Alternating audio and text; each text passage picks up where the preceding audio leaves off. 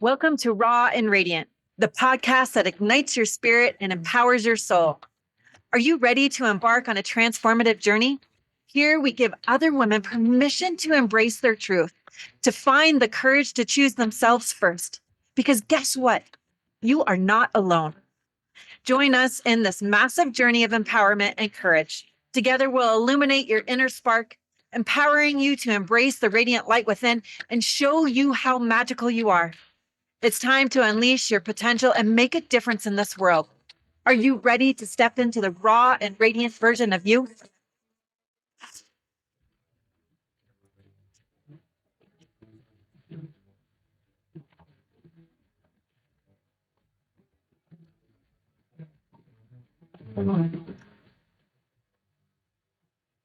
Hello, beautiful raw and radiant community. Welcome back to another, I know, going to be a powerful AF podcast with my friend Meghan Weir.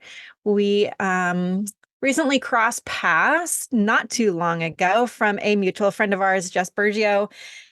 And I know whoever Jess brings into her space has this beautiful awareness and this beautiful essence and this light that Jess brings through with her guests, and bringing Meghan into my space. Full on, I've got full body goosebumps right now, truth bumps.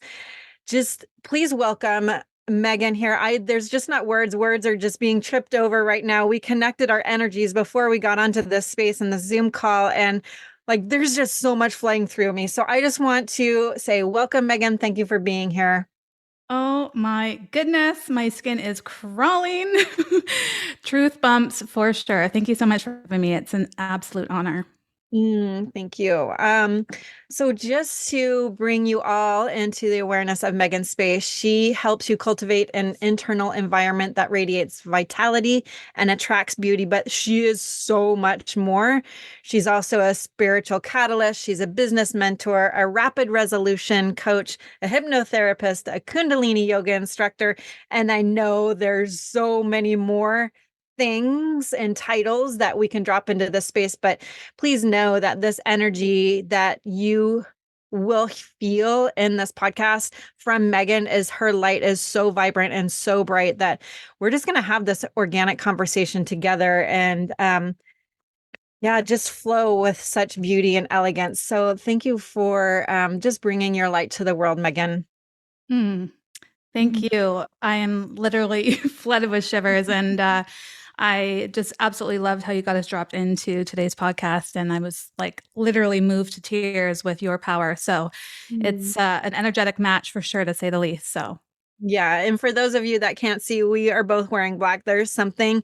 She's in the Arctic and I'm in the heat. So we're definitely connected, earrings and colors. And so let's just talk about where you are in the country for right now. I think let's just give some people, my community, just a visual of where you are. Well, I just got home from Arizona. We were away for a week, and we're in Scottsdale and then Sedona. And I just arrived back home yesterday. So I'm back on Vancouver Island in Canada. It's so magical and so beautiful there. I know for me, I've been there in the summertime, but no thank you for winter. In all fairness, for Canada, we definitely have the best weather. So, it's about 10 degrees. I don't know what that is in Fahrenheit, but it's very mild for winter. So, oh, well, 10 degrees is very cold in my world. So currently, I am in Baja, Mexico, sitting on the beach on the Sea of Cortez, and it's definitely warm here. So take me into, I know our past, I was just going down your Instagram, and you and I speak a lot of similar language. We talk about regulating your nervous system. We talk about somatic work. We talk about energy and healing. So can you bring my listeners into your world of how you hold space for other women, other men, other souls to fully come online? Yeah. Well, I think I'll go back in time, if that's okay with you, to share what brought me forth to the work that I facilitate today, because I do my best to always practice what I preach and embody what I teach. And I remember way back when I was really young, I was deeply connected. I am highly empathic, intuitive, sensitive. And some things happened where my innocence was stripped away from me. And I learned to disconnect from my physical body. And therefore, I learned to disconnect from my gifts because it felt like I felt too much. And it felt like I knew too much. And I didn't know how to navigate through that, especially after experiencing some significant trauma at a young age. And so I learned to become dysregulated, disconnected, dissociated. And that brought me into a space of developing a really, really bad eating disorder, of which I had for 18 years. So I would come in and out of binging and purging. I would come in and out of restriction, anorexia. And with that came a lot of depression, as you could imagine, anxiety, suicidal ideation. Like I really just didn't want to be here anymore. And so that kind of led me into the path of just just feeling completely empty. And I've come in and out, if you will, of like trying different therapies to get myself help. And it wasn't until I had just graduated from nursing school, and how I made it through that, I don't know, but I did. And my dad was like, why aren't you applying for work? And I was like, well, I honestly can't help anybody until I help myself. And that was like the pivotal moment where I was like, rock bottom, I need help. And so that kind of opened up the door to me going to my first counselor. And I know now how to interpret it, but I didn't know back then that it was out of his scope of practice to help me. And so he said, I'm sorry, I can't help you, but I will refer you to an eating disorder clinic. So in my mind, I was like, oh, I'm too much. Mm. Then I got, pardon me? Which can create shame and guilt Oh, yeah. building And up into your system. spiraled even more. And then I went to the eating disorder clinic, and because I wasn't as sick as other individuals, I was declined a spot. So then that made me feel like I'm not enough. So then the eating disorders kept getting worse and worse and worse. I then went to my doctor, and she prescribed me on antidepressants. And side note, I have a background of nursing for almost close to 20 years. And so I always know there's a time and place for medication. So I don't want to take that away from the conversation. Yeah.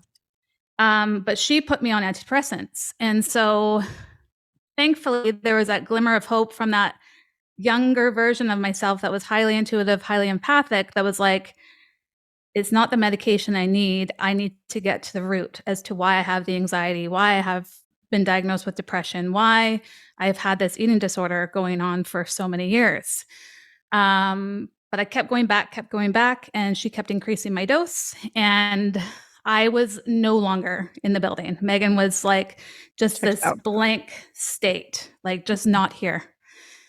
Thankfully, like I said, I trusted my intuition. Somehow she came through, my inner child came through, and was just like, we gotta shift gears here. So I ended up detoxing from that medication. And I don't say that lightly. I was literally getting electric shocks coming off the medication. And I was like, there has to be a better way. There has to be something that I can do to get myself past this, to heal through what I've been through. And so that kind of led me into working with a somatic therapist. I started working with hypnotherapists. I started working actually with coaches that were trained in neurolinguistic programming. And so that's when I started to really move beyond what I was experiencing. I was able to heal through the trauma, heal through the emotional and energetic blocks, of which I call, also people say, limiting beliefs, limiting decisions. Yeah. That was the catalyst to really get myself to where I am today. Yay. Yeah. Wow, there's so much to unpack there, Meghan. I mean, just like first, like sending your inner child, your younger version of you, such grace and such compassion for the journey and the experiences that she grew through, but holding her in the space of love and comfort and safety, because that is what she was seeking, right? Like and like, see me, don't see me, see me, don't see me. And then so I just want to send her just this massive amounts of love and this massive amounts of just this. I see this visual of just hugging on her and holding her and loving her and knowing that she's so safe now. Like, you have done so much work, but really recognizing that that is a journey that you had to experience. I say that not in any like that's what we have to go through, but like, you went through so that you can become the version of who you are. And there's such power in seeing that you had shut down through these safety mechanisms as you built around yourself as you grew up, that your empathic version of you retreated. She became very small and hidden. And like, I see this box where she's been encapsulated, but somehow at that moment, she knew that she needed to come out. She knew she needed to speak up to save you, to save your life, so to say. Mm-hmm. Very Mhm. much so. Very much Mhm. so. And yeah, I mean, I received that. So thank you. It's definitely been a journey, but also a huge component of my story and a huge part of the work that I facilitate today within myself, right? To bring her with me, Mhm. and to also guide my clients in healing with their inner child as well. So. Yeah, what a beautiful gift. And that, I mean, that's part of the we get to it. And I know you say this quite often, and I love that you say this, is that you can't, as me being a breathwork facilitator and you as the spiritual catalyst that you are, is that you can't guide someone into healing without having gone through the work yourself. But yet we are not healers. We are not somebody's guru. We are simply the space holder Mhm. and this love and this trust. And I have come in my own story to recognize that all I deeply desired as a younger person was to be seen, to be heard, and to be loved. Mm-hmm. And that's what you and I are here to do now as we continuing our growth and evolution, is to hold space for other people to be seen, to be heard, and to be loved. Mm-hmm. Yes, Yes. very Yeah. much so. Very Yeah. much so. Yeah. So I know you love talking about regulating your nervous system. How for you, take us in a day of like something. All right, so you just came back from Sedona and maybe there's some flight issues. Your nervous system gets heightened. Take us through like a journey of how you regulate your nervous system. Mm-hmm. It's fascinating that you say that because we went with five other couples, and two of the couples made it through due to the fog and the weather. Three other couples weren't able to make it, but we were all like in this heightened state. Are we going to make our flight? Are we going to make the connecting flight? Our friends are texting us. So it was just like a lot of energy, right? And there's already a lot of energy when you're traveling. And for me, I'm just like, oh my gosh, there's so many people here. I'm feeling all the things. So I have all my practices in place to protect myself in that respect as well. Yeah, and Um, side note, I did not know you had troubles getting back to Canada from Arizona. Okay, something that was just a download. So okay, continue.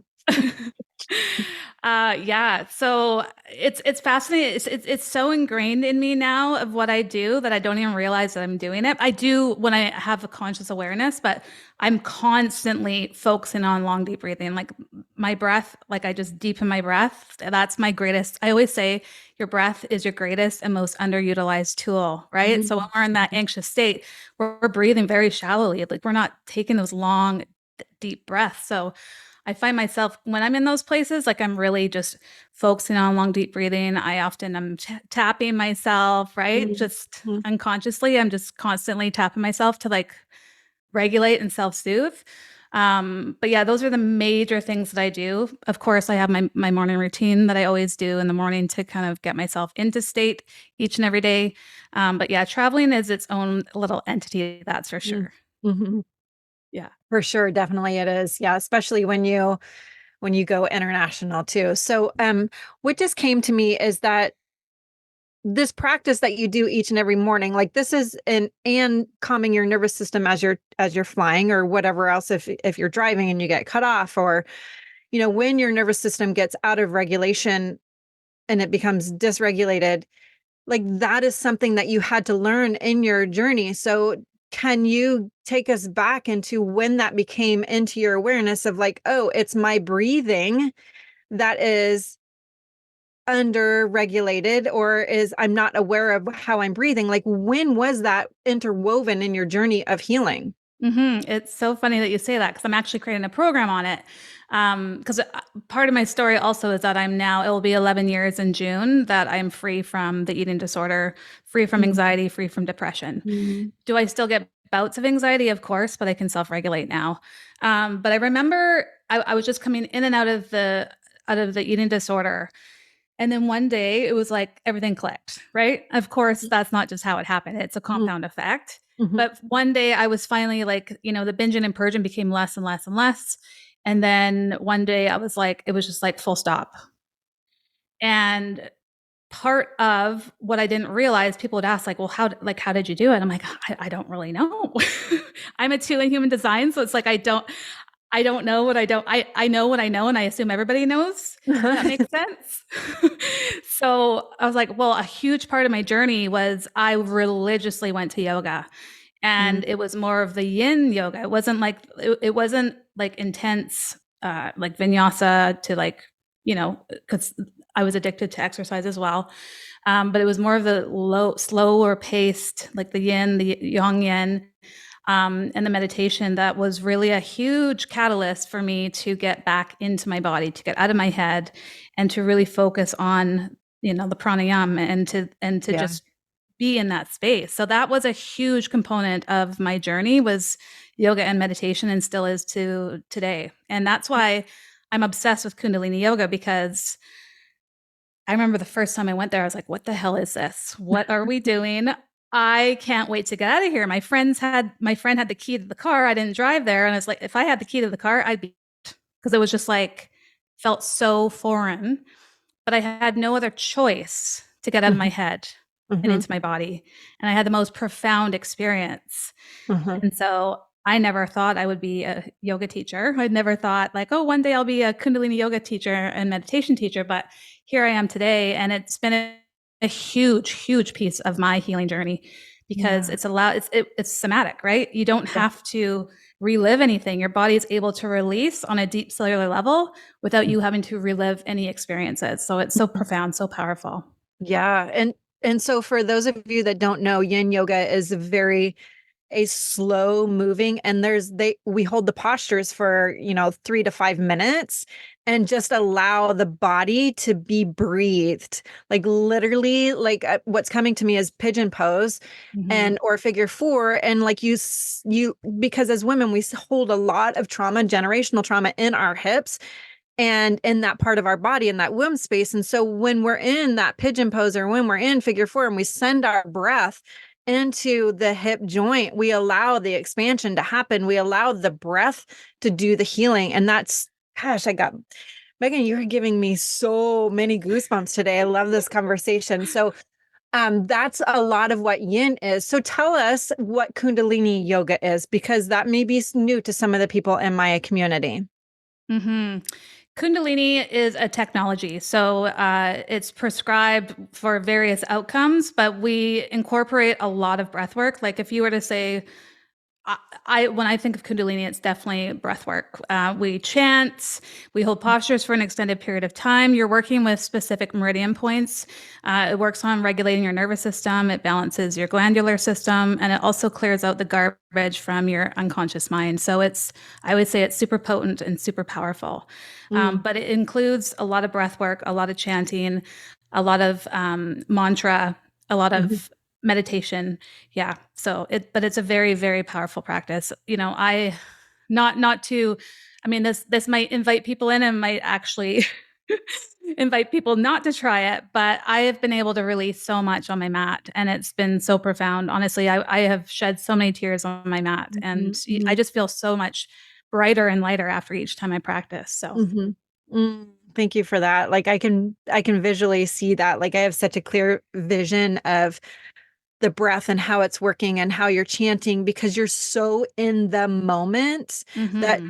you're chanting and your mind can't go anywhere else because you're chanting, you're focusing on the words, and then the words become a vibration. Mm-hmm. And then that vibration within the body creates this energy. And then, like, that's all part of the breath, and that's all part of the healing. And like, now I just see, like, almost like your body is like, like expanding, maybe even blowing up to a sense, because you're receiving all this nutrient and all this Mm. beauty of the yoga practice and of Kundalini in itself. So thank you for that, because I have never done a Kundalini practice. So it is definitely something that I know is going to be on my radar. Thank you for being in my space. Um, so that is beautiful. And when you first found Kundalini yoga, were you there? Because I know there's so many Western modalities of yoga. There is the vinyasa, and then we have the power yoga, and then we have the this yoga, and then we have I mean, there's just so many levels. And I know for me, the vinyasa, the movement, and just really being flowy and feminine with the movement, with the divine, is where the magic for me comes. And so in Kundalini yoga, there is that practice also. Yes. Mm-hmm. Yeah. Yeah. Yeah. Yeah. Yeah. It's not as free flow. Like I mentioned, like sometimes we'll hold postures 11 minutes. Mm. It is a bit extreme in the sense of, but I always, from my approach, like I always say, like I teach Kundalini from a very feminine aspect. So I always encourage my students to listen to their body, take breaks when needed. You can envision yourself doing the posture, you can modify as needed. But I definitely take more of a feminine approach and a new age approach, if you will. I love that. Um, but it's very powerful because it's working on really breaking free from emotional and energetic blocks. It's working with your chakra system. It's working with meridian points. Mm. It's very, very powerful. It's known as Mm. the yoga of awareness. So it's meant to bring forth more self-awareness and enhance your emotional intelligence. And of course, bring forth more of your own inner guidance, your Yeah. intuition. Yeah. So for you, like that, how did that come into like the binge and emotional eating, or the purging, and like the past trauma, and then the clearing of the way? Like, could you visually see it energetically? Could you feel it? Like, what became this awareness within your body of this, let's just call it an awakening, or this knowing where your intuition came back online? Mm-hmm. No, it definitely was an awakening, and for some also that can feel very overwhelming because you really realize how powerful you are, right? And Mhm. that's why I love Kundalini so much, is because I went outside of myself for years to find the answers. I looked outside of myself to seek approval, right? To seek love, to seek guidance, to seek permission. And since Kundalini has come into my life, like I would say, drop into your self source power.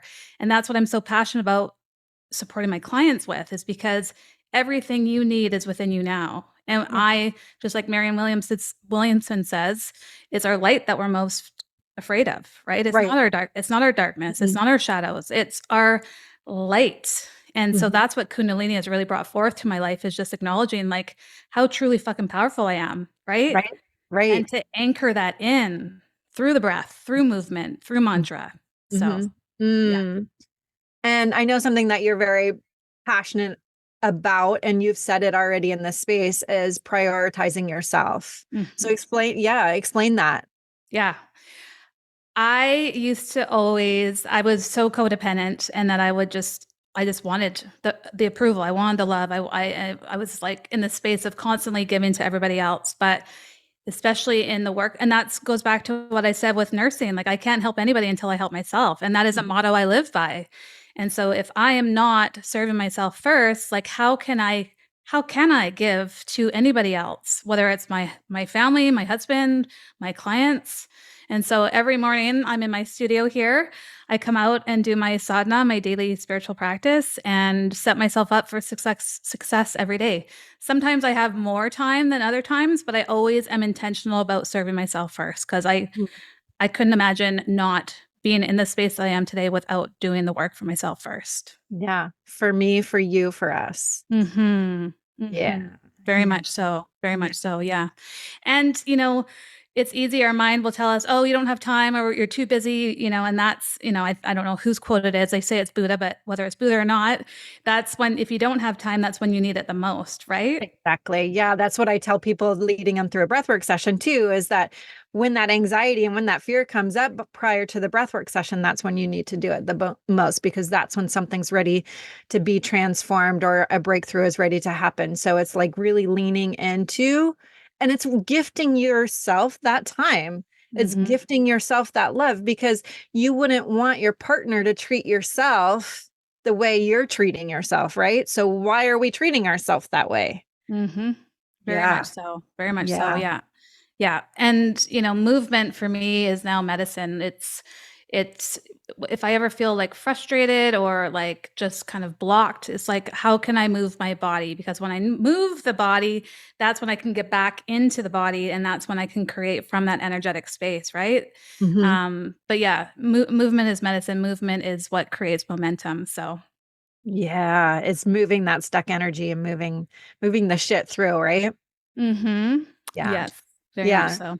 So I know you have this beautiful quote that says, a prayer is talking to source and intuition is source talking back to you.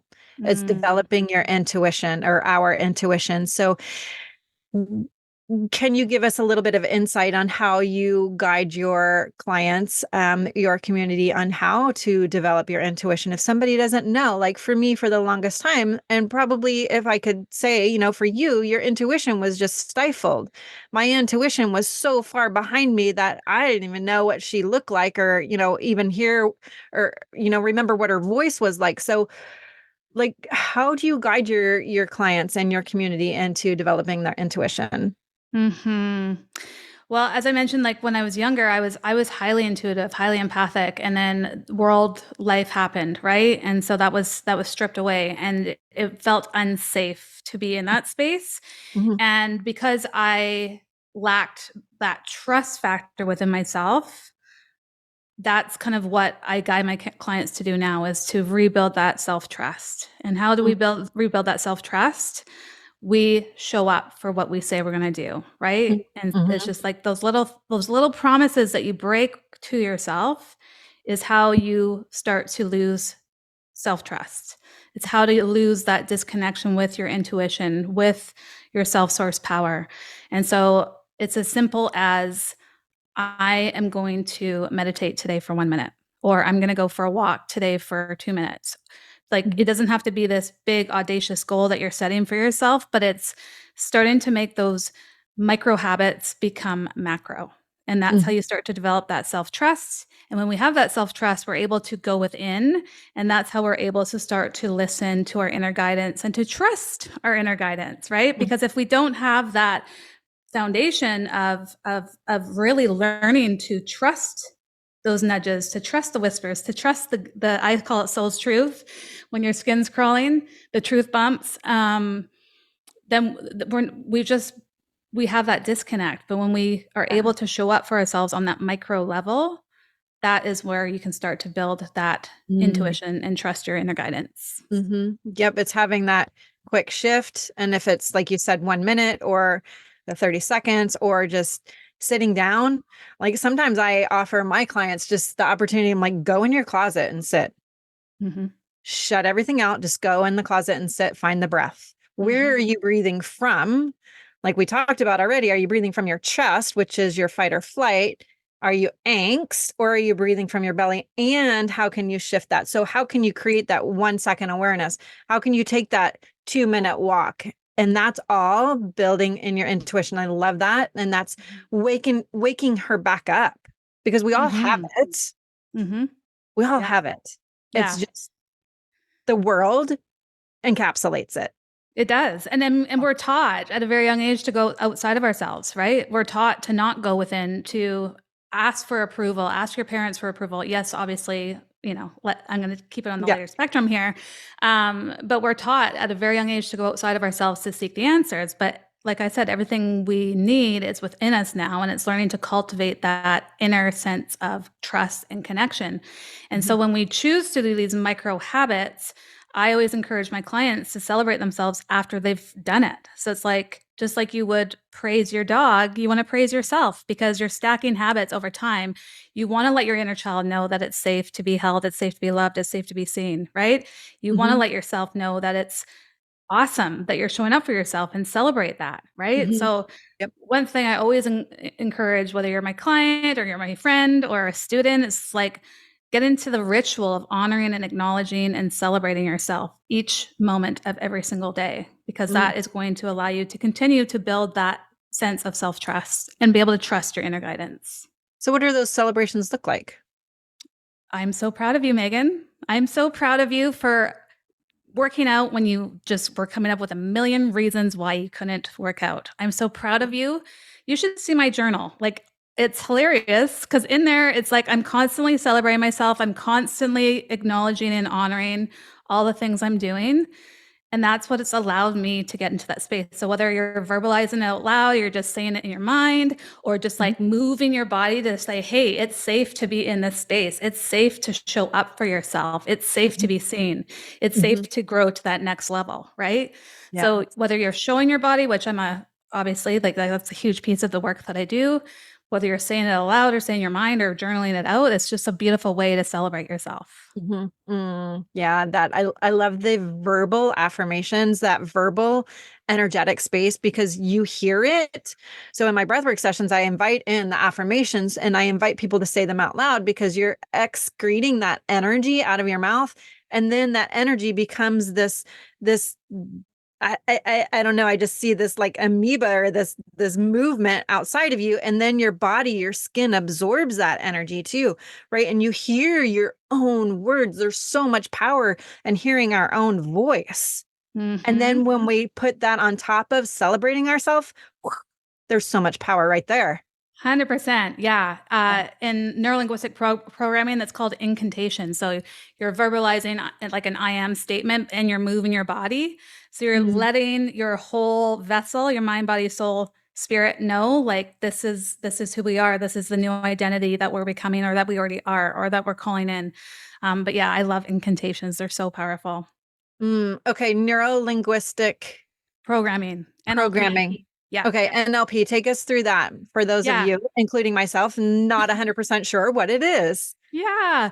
Well, that's kind of so back to my story again. So when I started working with like hypnotherapy, uh, coaches that were trained in neurolinguistic programming, that's when I was starting to able to shift because our subconscious mind, our unconscious mind is running the show 95% Mhm. of the time, and we're not consciously aware of it. So Mhm. it's creating our thoughts, our feelings, our actions, our behaviors, right? And Mhm.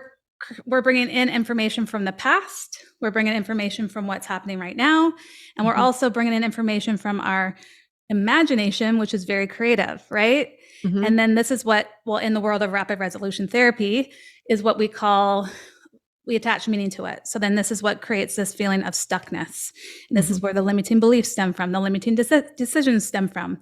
And within NLP, like this could be happening from this lifetime. It could be have happened from past lives. It could be happening from generational. It could be happening from the womb. And so Mhm. we don't know where all of these blocks and barriers of self are stemming from. And so Mhm. when we're working with the subconscious mind with NLP, neurolinguistic programming, it's really active in supporting you busting free, breaking free, again, without having to relive any trauma. I love that. I mean, sometimes that's so heavy. Like our mind doesn't know the difference between, like you said, the past, the current, and the future stories that we're projecting. And so just to go through that rewriting in the story or the rewiring of the Mm-hmm. neurons within the brain Yeah. and not have to go back to that past trauma, that's such a beautiful gift to the nervous system, too. Oh, it is. And that's why I get obsessed with things and it's so funny. I like have hyper focus, but RRT, rapid resolution therapy, it combines all of the modalities I'm trained in, but it's so light and so like people have overcome significant trauma. Like I'm talking, you name it, Mhm. whatever it is. And I've seen incredible experiences with Dr. John Connolly that have happened in like a 90-minute session, like supporting someone who had just been raped. Like it's Mm. unbelievable how effective it is without getting the person back into the trauma. It's Yeah. really light. It's super powerful. And it just goes to show the power of working with the subconscious mind. It's unbelievable. So If you I'm guys can't, obsessed. yeah, if you guys can't hear the passion and enthusiasm in Megan's voice, then you need to turn your volume up because it is like, it's so lit. It's coming through my screen right now, just the passion. I can't wait to try it. I'm so excited. Mm-hmm. And I know that you have microdosing, not in the psilocybin sense, but microdosing of rapid resolution therapy within one of your platforms. You want to drop that into this space? I would love to hold that for you. For sure. Thank you. And your listeners, if they care to join, they can get 20% off of it. So I'll give you the link for that as well. Oh, thank you. But yeah, so again, I practice what I preach, I embody what I teach. And so I am obsessed with RRT. And so it's like, okay, well, when my inner shit's hitting the fan, what can I do to support myself in the moment? And so I found myself going to my rapid resolution therapy techniques, and it was so effective. I was like, interesting. I wonder if I created some audios for myself that I could do as opposed to doing it in my mind, see how effective it would be. And then I had a client who is obsessed with RRT, and she's like, what about creating something for me in the moment? I'm like, okay. Like, so then people were asking for it. So I decided to create a program called Rewire. And it is like a private podcast that you can plug in and play at any given moment when your inner shit's hitting the fan. Mm-hmm. And yeah, I've had success with it personally. I've received great feedback from the clients who are utilizing it. So, but it's using all the modalities within rapid resolution therapy to support you. It's really cool. And so, testament here, this was not planned. I do the nighttime one, and the nighttime one just like I am so like at peace and so zen and so calm that it's like my dreams are peaceful. My sleeping is so much better. Like the sleep one for me just hit home. So thank you Mm. so much for that. Oh, cool. That's so Yeah, great to yeah, hear. I love it. yeah. I'm so happy to hear that. There's one, we had a traumatic event happen. We have a pond on our property here. And I had this every time it snowed and got icy, I would have this visual disturbance of what happened. And now this was the first time this year we had a really cold front and everything was frozen and snowy. And if I went out to the pond during that time, I would just have horrible like PTSD, like flashbacks. And this is the first time because I utilized the visual disturbance one in that rep in Rewire that I'm like clear and free. There's nothing I can recall the event, but there's no emotion or energy that's connected to it, which is what RRT does. So That's beautiful. Like what a gift to heal that part of you that was kept being triggered and relived. Yeah, that is so beautiful. mm-hmm. Now I know that you have Satnam within your space. Can you bring my listeners into what that is? Because again, pure transparency, curiosity right here. I'm so curious. Yeah, Satnam sessions. Mm-hmm. Yes.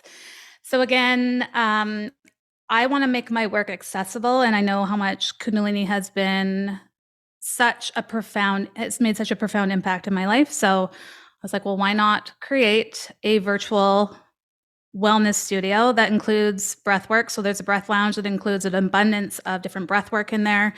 There is, I think there's over 150 practices in the whole Satnam sessions. There's power practices. So if you want like a quick hit, like 20 minutes, or there's full Kundalini yoga and meditation classes, like are an hour long. But that is my virtual wellness studio. So it includes the breath work, meditations, power practices, and full Kundalini practices. So, and it's $22 a month. I love it. And the thing is that you can plug in and play at any time, right? Yeah. It's not like going to a class in person, which obviously in person is always much better, but it's accessible. And I love that you can do it at any time and any day. So. And anywhere in the world, because you're in Canada, I'm in Baja. I can't come to you physically, but here's how I can show up in your space and receive your energy and receive your support during these sessions. So thank you for creating that for everyone. And any of you that are listening, like please go check out Meghan. Like she has so many beautiful practices that can support you in your own healing journey and your own like regulating your own nervous system.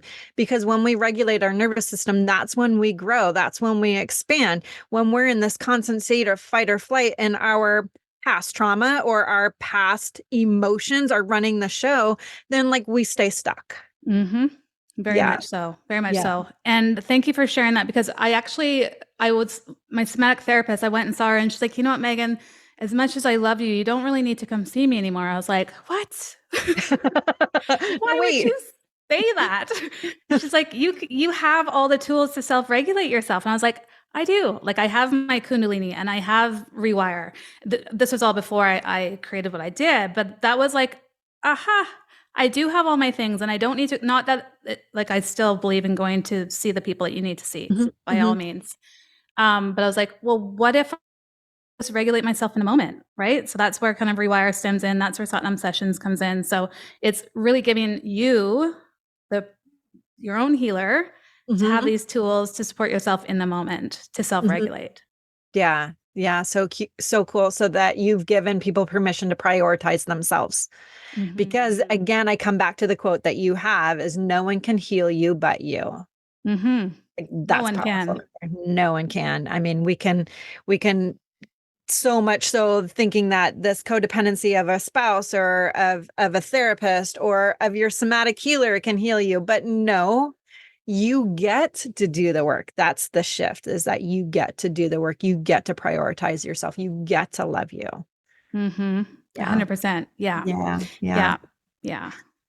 All right. Thank you so much for this. And before I want to wrap it up, because I want to be mindful of our time here, is there anything else that you would like to share that I didn't touch on? Just for the beautiful listeners to know that everything they need is within them now. They have their own power to really support themselves. And yes, work with trusted therapists, healers, coaches, mentors, whomever. But it's so important to know that, yeah, you hold the power. You hold this sacred key to unlock your self-sourced power. Yeah. Yeah. Thank you for that. That is pure wisdom right there. All right. So I told you before we got onto this call that I was going to ask you a question at the very end. And the question is a very raw and vulnerable question. So where it comes from is just the background of me owning what happened to me as a younger person and being able to go back and love on her. So within this context, Megan, if you could go back in time and say something to your younger self, what would you do? And or how old would you be? And what would you say? I was 5, and I would just let her know, like, everything's going to be okay. Like, although it doesn't feel that way and it feels so unsafe and everything feels like it's been stripped away, you're going to be okay. And it's going to turn out better than you could have ever imagined. Well, I'm sending her, your 5-year-old self, some love also. Oh, thank you for that. So much wisdom, so much juiciness, so much magic in the show. And I'm so, so grateful that you have joined me. And I'm looking forward to having my community, my tribe, be able to be in the same space with you, with your magic. So thank you for being on Raw and Radiant. I'm so grateful that you are here. Thank you so much. It was just an absolute blessing to be here with you. All right. So those of you that would like to drop into Megan's space and to be in her energy, you can find her at Meghan. Yep. Meghan-Weir.com. Thank you for that. And Instagram? Yeah. At the Meghan Weir. And Weir is spelled W-E-I-R. Yeah, Meghanweir. Yeah. I'm on YouTube at that handle, TikTok. And then I have my podcast dropped in with Meghan Weir. All the spaces, so juicy. So thank you all for listening. And until next time, shine your beautiful light.